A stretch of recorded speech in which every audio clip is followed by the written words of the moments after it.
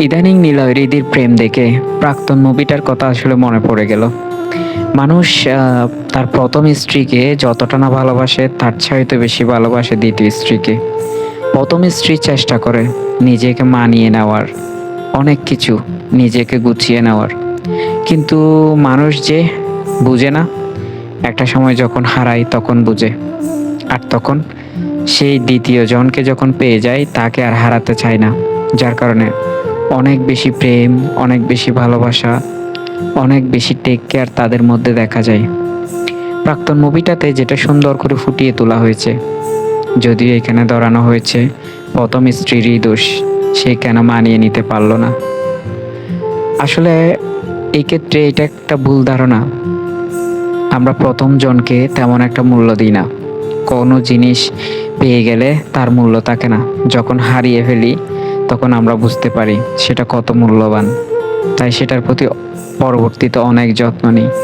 এই যে ঋতুপর্ণা, প্রসেনজিতের সে প্রাক্তন মুভিতে ঋতুপর্ণা কতই চেষ্টা করেছে মানিয়ে নেওয়ার, কতই স্যাক্রিফাইস করেছে, কিন্তু দিন শেষে সে কিছুই পায়নি। বরং ঘৃণা, অবহেলা, বঞ্চনা পেয়ে এক সময় তাকে, তার ভালোবাসার মানুষটাকেও, যাকে ভালোবেসে বিয়ে করেছিলেন তাকেও ছাড়তে হয়েছে।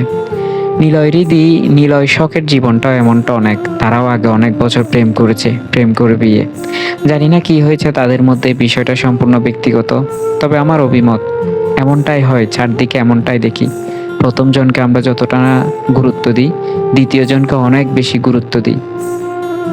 তারপর মনের মধ্যে একটা দাগ থেকে যায়, কোথায় যেন কি একটা হারানোর ভয়। প্রাক্তন মুভিতে দিন শেষে একটা কথা বলা হয়েছে যে আহ, দিনের রাতের সব তারাই তো আছে দিনের আলোর গভীরে। আসলে যাকে একবার ভালোবাসা হয় তাকে কখনো ভোলা যায় না।